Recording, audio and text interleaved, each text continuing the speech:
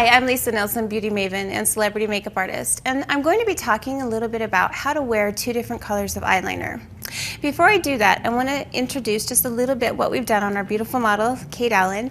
We've perfected her skin, put on some powder. We also filled in her eyebrows just a little. There's a pretty color on her cheeks and on her lip that look well together. Now, we have put on just some pretty earth tone shadows. Go ahead and close your eye for me, Kate. We did put a pretty jewel